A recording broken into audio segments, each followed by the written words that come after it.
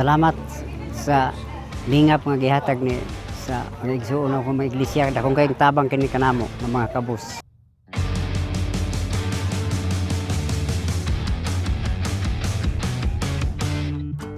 Sa tulong at awa ng Panginoong Diyos, matagumpay na naisagawa ang lingap sa mamamayan sa iba't ibang dako sa Distrito Eclesiastiko ng Davao del Norte.